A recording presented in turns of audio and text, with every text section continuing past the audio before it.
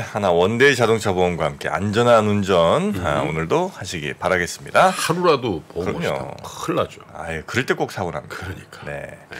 자, 하루도 빼놓지 않고 우리에게 뉴스 전해주시는 주식은 보험 없나? 주식 떨어진 보험. 그런 거 나오면 진짜 잘 될 것 같은데. 내가 볼 때 노벨 경제학상 받을 거야. 주식. 근데 아마 손해율 그거 아마 측정하는 게 굉장히 어려울 것 같긴 하죠. 여기는 보험 안 받아줘. 그렇죠. 저 같은 사람은 보험 안 받아주겠지. 자차 보험 안 받아줘. 권순희 팀장 오셨어요. 어서 오십시오. 어서 오세요. 네, 안녕하세요. 선프로TV 권순희 취재팀장입니다. 네, 반갑습니다. 주식보험 있잖아요. 뭐? 숏. 꼭 저런 얘기를 해요. 숏으로 지금 보험 날린 분들이 많습니다. 네. 자, 어떻게 미국 분위기는 어떻게 좀 괜찮았나요? 그냥 심심했습니다. 오르락내리락 하더라고. 밤새 보니까. 마지막에 그냥 어떻게든 한번 빨간색 좀 만들어 보려 그랬는데 같이 보시면은 여기 빨간색 조금 만들었어요. 조금 빨간색. 아이고. 요만큼. 내가 좆대 봤나 봐. 좆대. 고생했네 그래도. 커서로 갖다 놔도 이게 빨간색이 가리네요. 커서를 치워야 보일 정도로. 여튼 뭐 크게 떨어진 것도 아니네요 그래도. 그 나스닥이 0.12% 하락했고요. S&P 500은 0.13% 하락했습니다. 다우존스는 0.03% 하락했어요. 오늘 밤에 고용 보고서가 나올 거예요. 그리고서 어제 그 ADP 민간 고용 지표가 예상치를 좀 크게 밑돌면서 그러면은 고용이 좀 완화가 되면은 금리를 그렇게까지 올릴 필요는 없지 않냐 이런 얘기가 나오고 있는데 요즘에 그 월가에서 나오는 얘기들을 좀 외신 통해서 보니까 지금은 그 기준금리가 문제가 아니라 오히려 시장금리가 문제다라는 얘기들이 좀 주로 나오고 있어요. 네.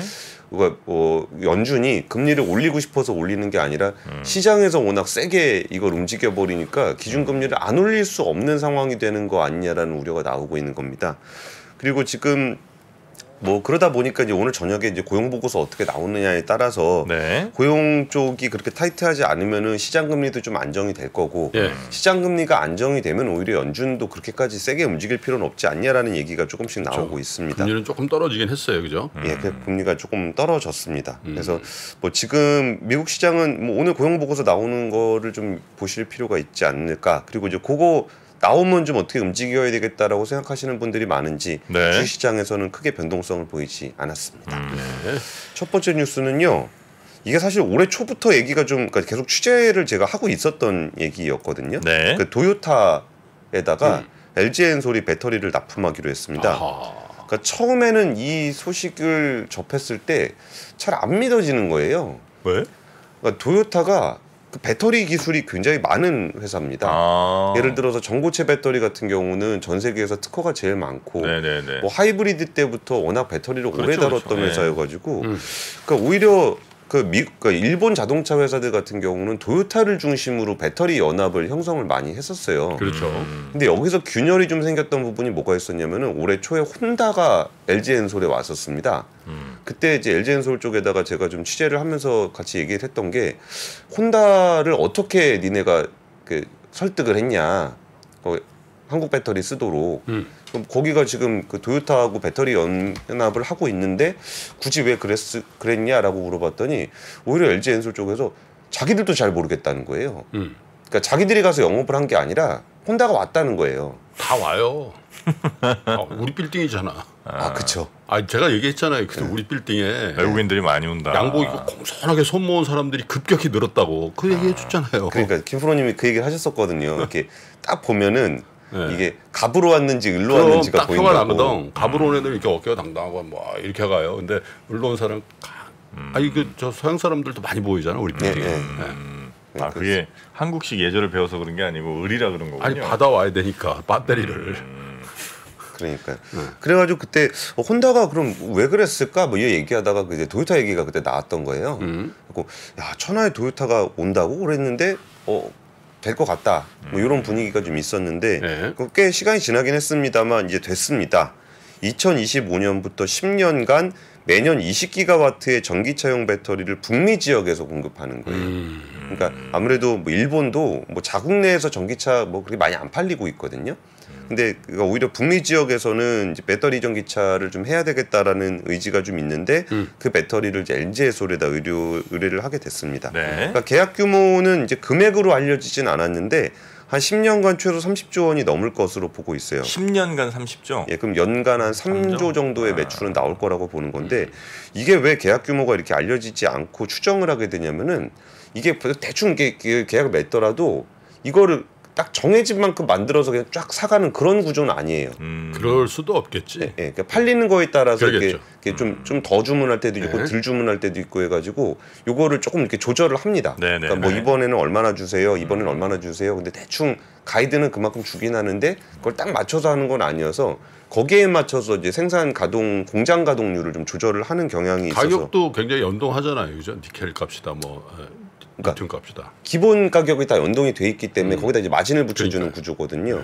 그리고 거기다 이제 조인트 벤처를 하게 되면은 이게 뭐 마진을 그 배터리 공장이 많이 먹나 뭐 자동차 공장이 많이 먹나 이거에선 조금 자유로운 측면이 있어요. 이게 어차피 반반씩 조인트 벤처를 하는 거기 때문에 이 공장에서 돈을 많이 벌게 되면 그것도 이익 쉐어를 하게 되잖아요. 네. 그래서 뭐 그런 측면이 있고 이게 한 20기가와트 정도 되면은 한 250만 대 정도 분량의 전기차 배터리가 됩니다. 10년간. 그럼 연간 한 25만 대 정도 규모가 되겠죠.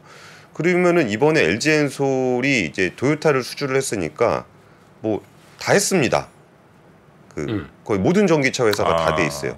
뭐 GM, 메이저들은 다 했다 이거죠. 스텔란티스, 네. 현대차, 뭐 혼다, 네. 테슬라, 폭스바겐, 포드 뭐 네. 그러니까 빠진 데가 거의 없습니다. 거의 글로벌하게 우리가 조금 차 좀 팝니다 하는 자동차 회사들에다가는 다 납품을 하게 됐고요. 그리고 요새 뭐 저가 배터리 관련한 얘기들이 많이 나오고 있는데 이번에 공급하게 되는 배터리는 하이니켈 배터리로 알려져 있어요. 그러니까 니켈 함량이 한 90% 이상 되고 그리고 이제 파우치형, 보통 그 파우치형 LG엔솔이 독창적으로 하고 있는 방식이거든요. 네. 그러니까 오히려 글로벌하게 좀 자기네들이 좀 제대로 자동차를 만들려고 하는 쪽에는 여전히 그 3원계 배터리에 대한 수요가 있다라는 걸 다시 한번 그게 확인시켜 파우치가 주는 좀 것 비싼 같아요. 거죠. 파우치가 비싸진 않고 NCM 니켈 90% 하이니켈 배터리가 좀 하이니켈이나 비쌉니다. 비싸다. 예, 비싼 건데도 여기다 이제 망간 섞으면은 이제 알루미늄 섞으면 NCMA가 돼서 고성능 배터리 쪽이거든요. 이게 알루미늄 섞어가지고 가는 게 뭐 95%까지도 갑니다. 예, 9반반 배터리라 그래가지고 이게 9반반 배터리네요. 9반반이니까 90에 55. 그 코발트 하이니켈. 망간 네네. 55. 이거는 하이니켈 배터리 쪽입니다. 그러니까 이건 이제 조인트 벤처 아니고 그냥 엔솔이 조인트 벤처입니다. 조인트 벤처요? 예, 토요타와 예, 합작 공장. 합작 공장이에요. 예. 네. 근데 이 합작 공장을 안 하게 되면은 그 LG 에너지 솔루션이 공장값을 다 내야 됩니다. 미국에? 예. 그러니까 공장값 니네도 내 이렇게 하는 거죠. 안 그래도 좀 그 공장 짓는데 돈 많이 들어가는데 네. 그거를 LG 엔솔이 뭐가 아쉬워서 자기 투자금으로 다 지을 이유가 없잖아요. 그런 정도 규모는 현재 공장 시설로는 수주를 해도 커버가 안 되는군요. 그러니까 새로 뭘 지어야 되는군요. 지금 공장에서 나오는 건 다 주인이 있죠. 그러니까 걔네들도 내 것 좀 만들어 주세요 해가지고 다 돈 내고 들어온 애들이라 이거는 그렇게 되는 걸로 저는 알고 있습니다. 네. 요 기사상으로 이제 그 자동차 기업과 JV를 제외한 LG 엔솔의 단일 수주 계약으로는 최대 규모다 이제 이런 이제 문구가 있길래 좀 여쭤봤습니다. 이거 제가 다시 확인해 보겠습니다. 네. 예, 이거 그 미시간 공장을 확장하는 걸로 알고 있는데 죄송합니다. 이 부분은 제가 다시 확인해 보겠습니다. 네. 확인해 보겠습니다. 예. 그리고 이거를 하게 되면은 여기에 추가로 얻을 수 있는 게 그 보조금 받는 거 있거든요. 네네. 그러니까 전기차를 사는 사람이 받는 보조금이 있고 배터리를 만드는 공장에서 받는 보조금이 또 있어요. 네네. 근데 그 부분도 그 보조금으로 받는 것만 한 연간 9억 달러 정도를 받을 수 있을 것으로 기대가 되는데 그러면 1조 2천억 정도 되거든요. 네네. 그러니까 이것도 규모가 좀 상당하게 영업이익으로 잡힐 것으로 예상이 됩니다. 근데 토요타가 원래 파나소닉하고 친하지 않아요? 그러니까 거기가 다 동맹 같이 돼 있었어요. 그러니까 파나소닉, 도요타, 뭐 혼다 그래가지고 그렇지. 이게 다 여기가 배터리 같이 하는 걸로 돼 있었거든요. 근데 갑자기 이제 하나 둘씩 이탈이 나타나게 되는데 안 되거든. 안 되거든 걔. 아니 원래 저 도요타 가문하고 마쓰시다 가문하고 무지하게 친한 걸로 내가 알고 있는데. 그래요? 근데 안 아마 되거든. 그 전화했을 거야. 아키오인가? 아키오. 도요타 아키오. 예. 꽃기호 아니에요? 죄송합니다. 네. 근데 안 되니까. 안 되니까. 기술에서는 엔솔 우리나라 뭐 3사를 못 따라가니까 네, 그렇게 아마 간 게 아닌가 싶습니다. 예. 그리고 여기서 또 눈여겨봐야 되는 것 중에 하나가 이게 지금 그 상황에 대한 설명을 좀 드리면은 그 일본 쪽에 이제 배터리 하시는 분들 얘기를 좀 얘기 들어보니까 네. 도대체 왜 그 일본 회사가 그게 잘 안 되냐라는 거가 그 스케일업에 대한 얘기를 되게 많이 하더라고요. 이게 스케일업? 작은 규모에서 기술 개발하고 이런 거는 잘 됐는데 양산을 이거를 하면 대규모로 양산을 해본 경험이 별로 없는 데다가 하려 그러면은 좀 이렇게 잘 안 나오는 거예요. 수율이나 이런 게. 네. 근데 그 부분이 우리나라 회사들도 조금 정말 무시무시할 정도로 스케일업을 하거든요. 우리 스케일이 있지. 네. 그리고 막 유럽에 있는 유미코어 같은 회사들 얘기를 들어봐도 어떻게 그렇게까지 스케일업을 이렇게 막 빨리 하냐. 그러니까 이게 좀 따라가기 힘들 정도의 속도라는 거예요. 네네네. 근데 물론 그러다 보니까 워낙 자금이 많이 필요해가지고 자금 조달을 많이 해요. 이게 뭐 채권으로도 하고 뭐 주식으로도 하고 해서 많이 하는데 그런 부분에 있어서도 그 일본 기업들도 분명히 원천 기술들은 가지고 있음에도 불구하고 이런 스케일업하는 것들은 양산 기술은 또 다른 얘기거든요. 그래서 이런 부분들의 경쟁력도 이 경쟁력은 어떻게 말로 표현하기가 되게 어렵거든요. 이게 뭐 예를 들어서 뭐 인산철 배터리는 뭐 가격은 얼마고 에너지 밀도는 얼만큼이고 삼원계는 어떻고 이런 거는 얘기하기가 좀 쉬워요. 그러니까 이론적인 어떤 물리량 같은 거는. 근데 실제로 산업 경쟁력이라는 거는 또 굉장한 경험과 여기에 대해 과감한 의사결정 뭐 이런 데서 나오고 여러 가지 이제 일본에 대한 평가가 있죠. 네. 일본을 무시하면 안 된다. 또 뭐 일본도 모르면서 뭐 일본을 그렇게 폄하하냐 뭐 이런 얘기도 있는데 사실은 약간 그런 면이 있는데 약간 좀 축소지향 뭐 그런 옛날에 책도 있었잖아요. 네네. 근데 일본 사람들 중에 여권 소지자가 20% 선밖에 안 된다는 거예요. 여권을 갖고 있는 사람. 우리나라는 외국을 가든 안 가든 다 여권 하나씩 갖고 있는 거 아니야? 그렇죠. 그만큼 유학생도 찾기 힘들고 또 일본 그 방송에도 나왔더만 요번에 2%가 한 그 연휴에 뭐였죠? 일본의 그 신입사원들 중에 해외 발령 낸다 그러면 그만둔다는 거 아니야. 우린 해외 발령 좀 내달라고 그렇게 전혀 진취적이지 않은. 저 해외 나가고 싶은 생각 없다. 그게 다 스케일이가. 네네네. 자, 하여튼 잘하고 있는 우리 배터리 앞으로도 더 잘하길 바라면서 두 번째 뉴스도 한번 가볼까요? 사실 요새 뭐 배터리 회사들이 상황이 그렇게 주가가 좋지는 않잖아요. 네. 근데 그거 사실 예전에 한번 말씀을 드렸었는데 그 LG엔솔 2분기 IR 자료만 봐도 그 내용이 나와 있어요.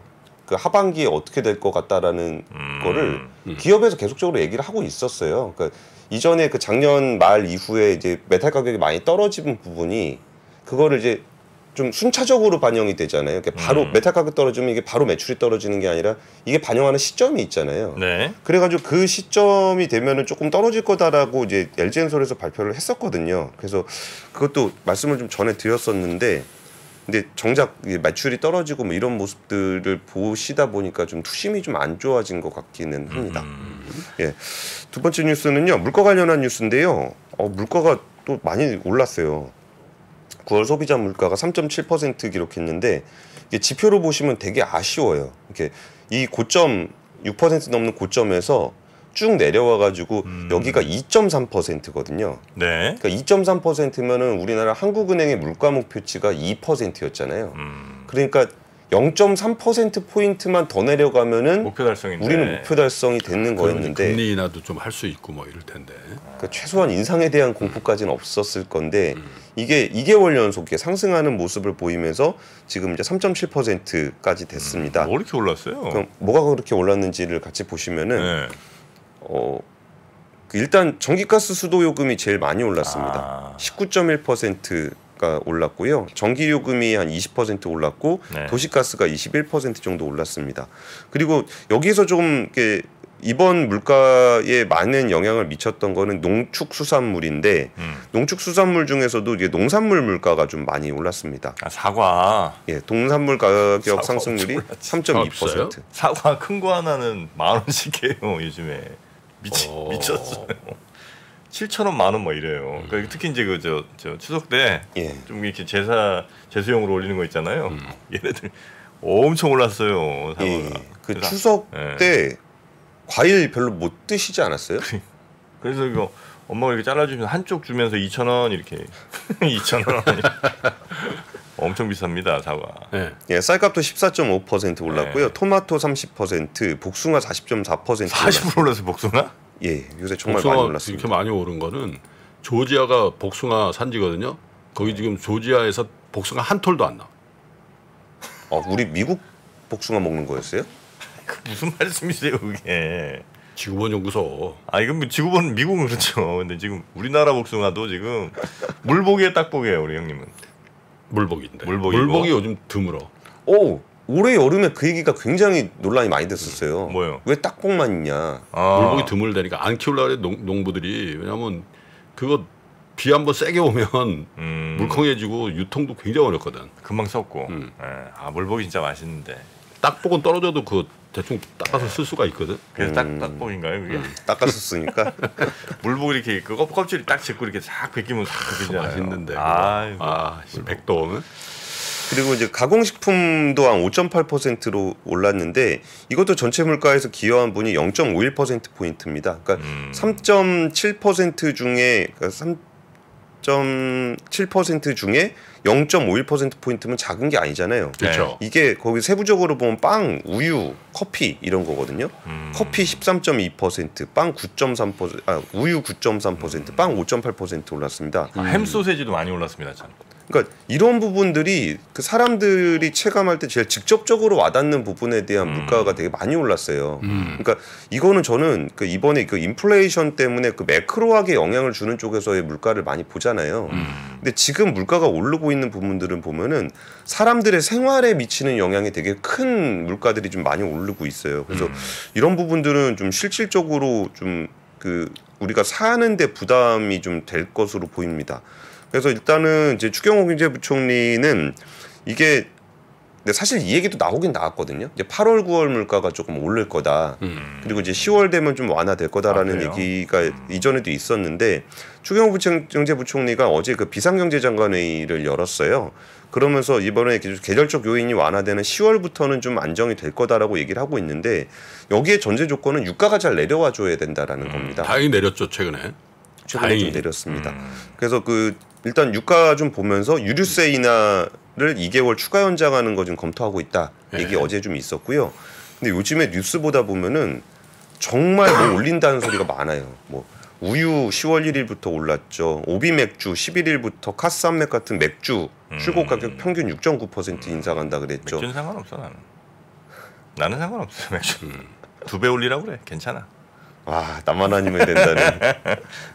맥주도 오르고 또 뭐 올라요. 그러니까 소주는 아직 그러니까 소주는 그러니까 맥주 올린다 그러길래 소주 올리는지 좀 물어보니까 계획 없다고 소주는 아직 얘기하거든요. 괜찮고. 맥주 올리는 것보다 소주 올리는 게 훨씬 힘듭니다. 아 그래요? 소주 올리면 서민의 술 뭐 이렇게 나와요. 맥주나 소주나 가격 비슷하지 않아요? 4,000원, 5,000원? 근데 그것도 되게 그런 게 예. 예를 들어서 뭐 여기서 뭐 6.9% 올리면 그럼 몇백 원 될 거 아니에요. 예. 식당에서 꼭 500원, 1,000원씩 올려요. 그렇죠, 그렇죠. 500원도 아니고 꼭 1,000원씩 이렇게 올리죠. 그쵸. 5,500원 이렇게 팔지는 않으니까. 그러니까. 예. 그리고 이제 근데 소주들도 보니까 맥주 가격 올라가서 이제 분위기 봐서 예. 그때 판단하려고 그냥 계획이 없다고 얘기하고 있는 것 식당에 같은데. 소주 한 병 값 얼마예요? 식당에 한 5,000원 할 걸요 이제? 5,000원 하죠. 편의점에서는 한 1,000원대 초반. 편의점이야 뭐. 편의점에서 사 드세요 보통 소주를? 집에서 먹을 때는 편의점에서. 평생 소주가 비싸다는 생각은 안 해봤네. 솔직히. 소주가. 아니 그 1,000원으로 얼마나 많은 말과 역사가 일어나. 식당 가서 먹을 땐 비싸잖아요. 5,000원으로 2시간, 1시간 버틸 수 있는데. 한 병을 1시간 못 가시잖아요. 제가 가길병. 제가 알기로는 한 3병 정도 한 시간에 아마 아작 내시는 걸로 알고 있습니다. 근데 그 소주는 주정 가격이 한번 올랐었는데 네. 그때 소주 가격을 올리지 않았거든요. 그래서 이제 맥주 가격 올리고서 그다지 저항이 없으면은 소주 값도 올리지 않겠느냐라는 얘기가 있는데 어쨌든 이게 물가가 오르는 거는 당연히 오를 거라고 생각은 했는데 이게 언제까지 얼마나 오를지가 계속 오르니까 좀 부담스러운 상황입니다. 진짜 저 어디요 무슨 빵집 이런 데 가서도 빵 뭐 한 3개 고르잖아요. 10,000원이에요. 아 이제 소주도 하이볼로 먹어. 아유, 얼음 타 먹어. 미주알이 아니 그 하이볼이라도 그 소주 조금면 또 딴 거 뭐 넣어야 될 거 아니에요 그거. 물 넣으면 돼요? 소주에 물 타 먹는 거예요 그게? 그럼 하이볼이? 얼음물. 그래요? 토닉워터를 넣기도 하죠. 그게 더 비싸지. 네, 세 번째 뉴스로 빨리 네. 가겠습니다. 구글 코리아가 그 한국 매출 3,400억, 세금 169억 내더니 사실은 10.5조를 벌었다. 10조 5천억을 벌었다라는 우리 제목입니다. 한국에서 3천억 매출했다 누가 믿어? 그 말도 안 되는 얘기지 이거. 매출이 얼마나 되지 실제로? 그뭐 10조 벌었다며. 얼마? 10조? 매출이? 그러니까 추정치인데 네. 이게 왜 그냥 추정치가 나와요? 제대로 저 신고 안 해요 얘네들은? 이게 결론부터 말씀드리겠습니다. 결론부터 말씀드릴게요. 네. 이게 그 교수님, 그 강영구 한양대학교 경영학과 교수님이 네. 그 이번에 한국재무관리학회 학술 세미나에서 외국계 플랫폼 기업의 국내 매출 및 법인세 추정이라는 제목의 연구 논문을 발표를 했어요. 근데 결론이 어떻게 나왔냐면은 구글의 연간 국내 매출과 세금을 추정한 결과 연간 4에서 9조 원 정도 매출에 세금 한 4천억 원에서 9천억 원 정도라는 결과를 얻었다. 이는 구글 코리아가 실제로 2021년 매출이 2,900억이라고 신고하고 130억의 세금을 납부한 것과 큰 차이를 보였다라고 얘기를 한 거예요. 그럼 이게 왜 이렇게 추정이 되는 거냐면은 이게 구글 코리아에서 매출이나 이런 걸 잡을 때 지금 우리나라 세법에는 저기 어디야? 정확한 용어 고정사업장이라는 개념이 있어요. 네. 그러니까 고정사업장이 여기냐 아니면 해외에 있냐에 따라서 이게 고정사업장이 있는 곳에다 세금을 내도록 돼 있어요. 근데 이게 IT 회사 같은 경우는 고정사업장의 기준을 가르는 곳이 서버인데 그 서버가 그 우리나라에는 없고 싱가포르에 있다는 거예요. 구글 서버가. 그러니까 여기서 제공하는 서비스는 싱가포르이 고정사업장이기 때문에 싱가포르에 세금을 낸다. 근데 싱가포르는 세율이 낮고 우리나라는 좀 높고 이렇게 돼 있는 겁니다. 싱가포르, 아일랜드 이런 데 있죠. 그렇죠. 통상. 근데 여기에 또 한국 정부하고 싱가포르 정부하고 조세 협약을 맺어놨기 때문에 세금 못 걷는구나. 거기다가 이제 우리가 싱가포르에다 내는 세금에 대해서 우리가 받을 수가 없는 거예요. 그래가지고 교수님이 그 일일이 그 구글 코리아가 뭐 비즈니스를 하고 있는 것들을 하나하나 뜯어보면서 야 이거 정도면 이 정도 매출이 나지 않겠느냐라고 추정을 했던 거예요. 그러니까 예를 들면 어떤 게 있냐면은 그 우리나라 모바일 산업협회가 지난해 국내 모바일 앱 개발사들이 구글 플레이와 애플 스토어에 지불한 수수료가 1조 529억 원, 4,430억 원이라는 겁니다. 그러니까 우리나라 모바일 게임 회사들이 이제 구글 플레이에다 앱스토어에다 올리면은 여기서 결제가 일어났을 때 30%를 가져가잖아요. 그렇죠. 근데 그때 지불한 수수료가 1조 500억이라는 거예요. 그 수수료만. 예. 근데 매출이 3,400억. 에이씨. 그러니까 그 나머지 부분들은 다 이제 구글 코리아가 아니라 저쪽 싱가포르로 잡힌다는 거죠. 그럼 실제로 이걸 하게 되면 어떻게 될 거냐 이 얘기를 지금 하고 있는 겁니다. 그래서 이 부분에 대해서 그럼 고정사업장이라는 개념은 뭐 제조업이라든지 뭐 이런 거 할 때 하는 얘기지 IT 기업이 서버를 어디다 놓는지가 고정사업장의 기준하고 뭔 상관이 있냐. 실제로 서비스를 제공하고 거기서 매출을 일으키는 곳이 고정사업장으로 봐야 되는 거 아니냐. 이런 부분들에 대한 광범위한 연구가 필요하다라는 얘기를 하기 위해서 매출을 추정을 한 겁니다. 그냥 저 공해상에 배 하나 띄워놓고 서버를요? 폐 유조선 하나 사가지고 거기다 그러면 아무도 세금 못 받냐? 고정 플로팅이야 고정이 아니고. 아니 그 뭐죠? 아일랜드는 그래서 그 애플 뭐 페이스북 이런 데 다 본사 아일랜드잖아요. 그렇죠. 그 지금 세금이 너무 많이 거쳐갖고 그 돈을 어떻게 해야 될지 갖고 지금 국민들이 지금 저 고민을 많이 한다는 거예요. 유럽 최빈국에서 최부국이라고 네. 했죠. 예. 근데 거기가 그렇게 된 게 법인세 12.5%라면서요. 거기는 다른 나라에 비해서 거의 뭐 반 수준이나 이렇게 돼갖고 본사가 죄다 올라갔다는 거예요. 고민이 많습니다. 1년 살아봤잖아. 아일랜드. 살아봤잖아. 더블리. 옛날에 진짜 막 감자 먹으면서 그 가난했던 나라인데. 제가 있을 때만큼만 해도 그렇게 그 부자는 아니었어요, 사실. 그래요? 이제 켈틱 타이거 좀 떠오른다, 살짝 그런 정도였죠. 아일랜드 사람들은 좋아요. 남자들 진짜 한국 사람하고 비슷해. 아 그래요? 술 좋아하고 노래 좋아하고 뭐. 네. 여튼 아일랜드 대사님 얼마 전에 나오셔가지고 그거 업로드했습니다. 아 그렇습니까? 네. 그리고 이거 막간이 이렇게 짧은 뭐 30초짜리 뉴스인데 우리는 이렇게 세금도 못 걷고 있는데 미국 상무부가 우리나라 철강 회사들 전기요금 싸다고 상계관세 부과했습니다. 응? 우리나라 전기요금 싸다고 네. 관세 내라고. 누가? 그 미국 상무부가 우리나라 철강 회사한테. 이거 참. 가뜩이나 지금 힘들어 죽겠는데. 뭐 우리는 진짜 그 버는 돈에 대한 세금도 못 물려갖고 이러고 있는데. 아니 그 새로 가신 사장님이 지금 야전 침대 깔고 지금 퇴근 안 하시고 계신 한번 모셔보십시다. 네, 알겠습니다.